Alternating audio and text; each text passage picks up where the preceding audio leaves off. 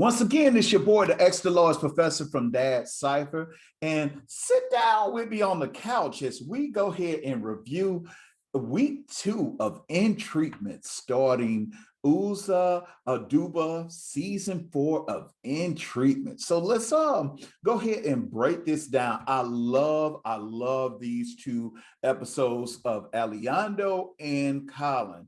But before we get into my recap and reaction and that sort of thing, I need y'all to go ahead and click and subscribe. So every time I send a recap and, talk about In Treatment, I want you guys to go ahead and always be on notice of when your boy is dropping it. Okay, so here we go. Let's just jump right into it. So first, I'm going into my favorite episode of the Sunday, which is Colin. Colin, before, remember I described him, you know what, I would say this guy is definitely epitomizes white privilege. He epitomizes white liberalism and that sort of thing. He is sexist, he is racist, all of these things. But I love this character. The character is I don't know why I find it fascinating. He's a case study to me. I'm just amazed by the acting of John Hickey. I mean, it's just really amazing for me. First and foremost, when we get into it, Colin is pulling up in his convertible and he's blaring this rock song about fighting oppression and, how he's not going to allow himself to fall victim to oppression. But he is a person that was involved in white collar crimes where he, was involved in embezzlement and he basically took advantage of people. So if anybody embodied oppressor, it would be him.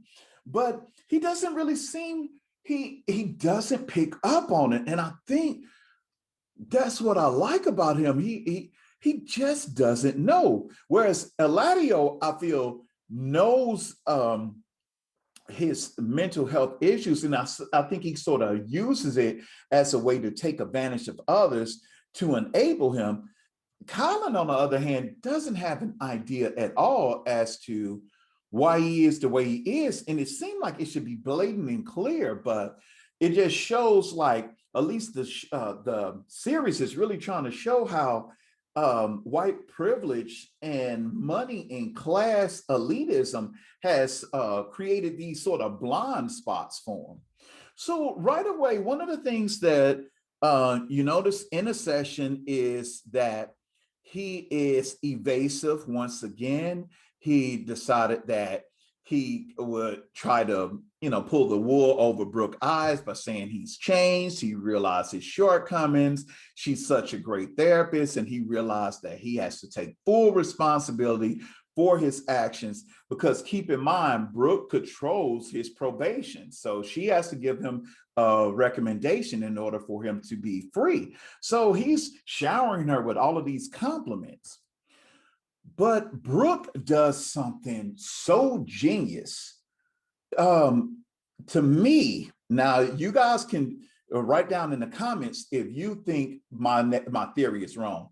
But I believe Brooke faked as if she had a back injury so that she can switch seats with Colin so that he can be placed in her seat as a therapist, which sits up higher than her couch.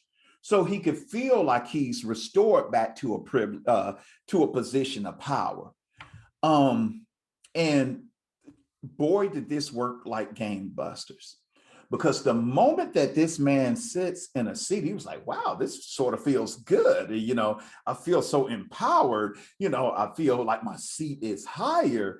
And then he begins to try to reverse and try to role play as if he was Brooke therapist. So right away, you find that this guy is really fixated on this idea of power. And right away, he begins to go out on his typical spiel of liberalism and that sort of thing. So he talks about his life in prison and Well, first he describes that he's having these nightmares, and he's having nightmares about the Beatles' White Album and Garfunkel, and he's looking at Garfunkel in their 60s, and he's imagining that the Garfunkels are giving each other, you know, oral simulation. They're pleasing each other orally. So trying to keep it safe, you two. So, and he's trying to, and he was saying it's not connected. He never got raped, but he was like, he wakes up with these fears.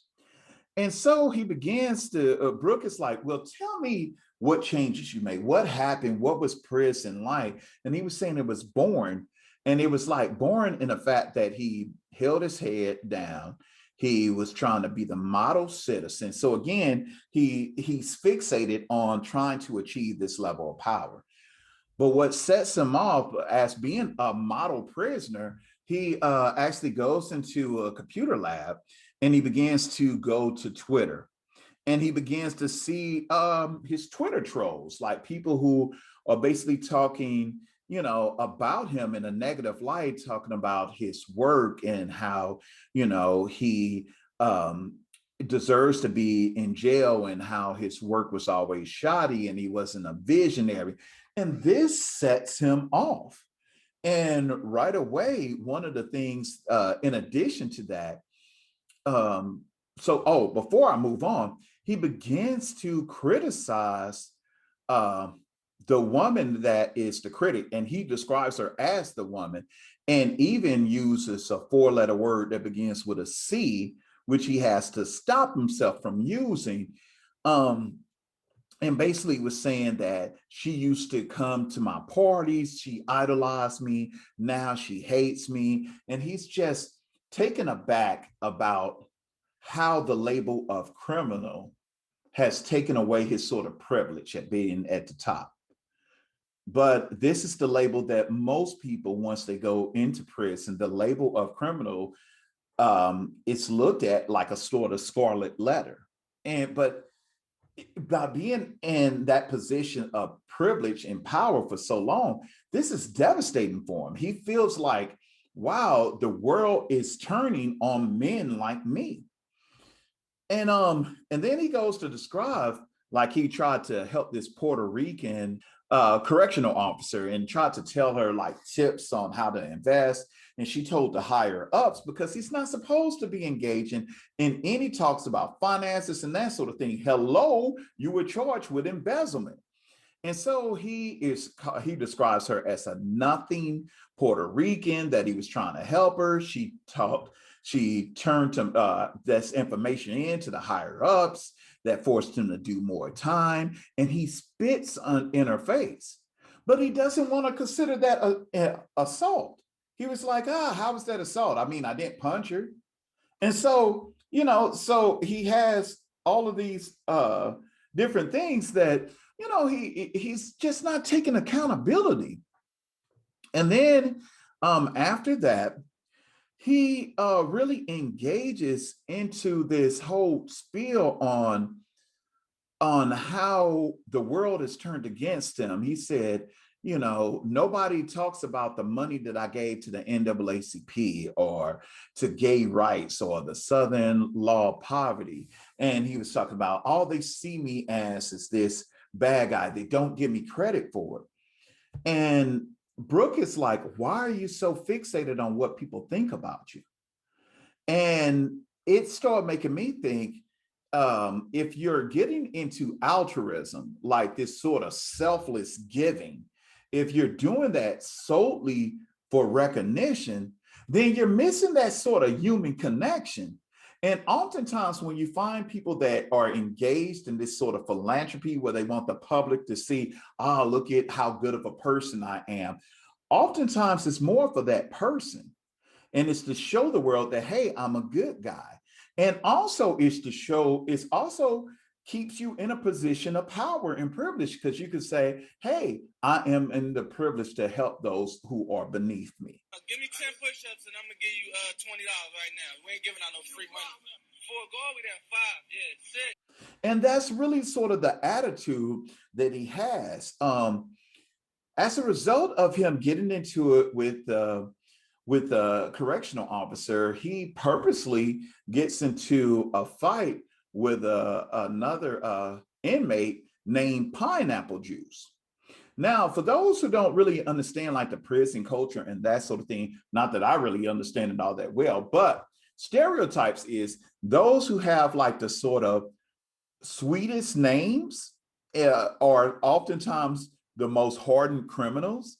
So this guy named is Pineapple Juice, and he was locked up originally for taking the pineapple juice, but stayed in prison because of his fights. It seemed like to me this is a guy you want to try to start a fight with. So again, Colin, because he's upset about the people on Twitter and that he can't get back at them and he felt powerless, he decides that he's going to make a remark and tell Pineapple Juice that his mom engages in oral satisfaction of dogs, to which Pineapple Juice respond by throwing them over the tier and breaking vertebrae.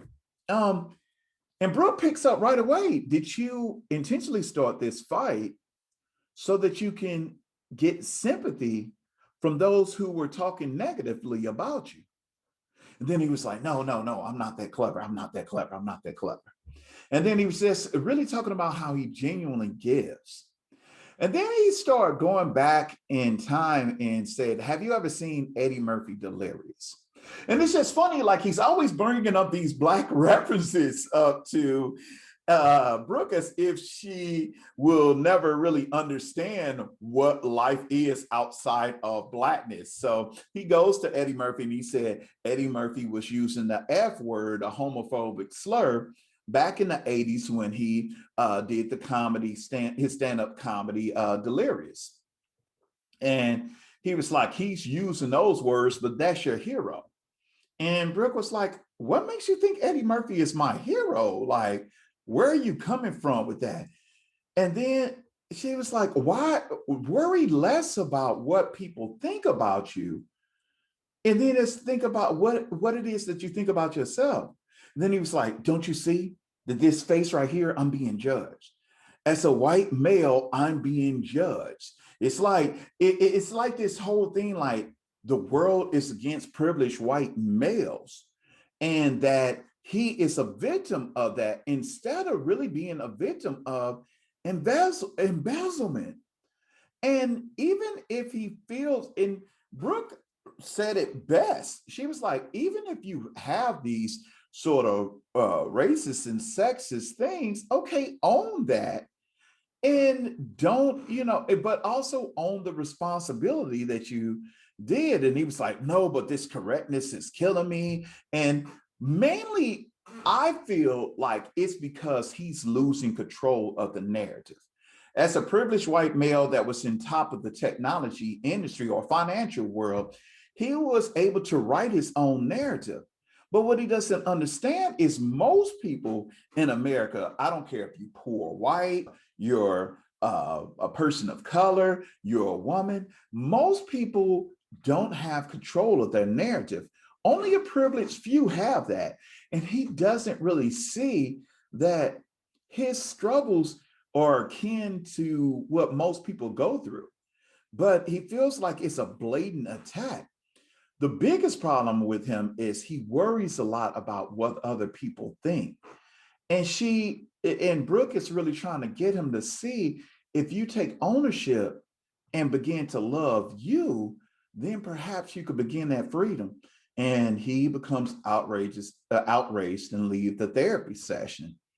And so that's how it ends. So again, I'm just fascinated by by these two characters, and I cannot wait tonight to watch Layla and to watch Brooke and see what hot mess they're going through. What do you guys think about Colin? Do you think that Brooke will actually get him to see or begin to love himself or take responsibility for some of the crimes he committed? And if he does acknowledge that, how will this change his views about women and people of color, do you think it's even any hope for him to change?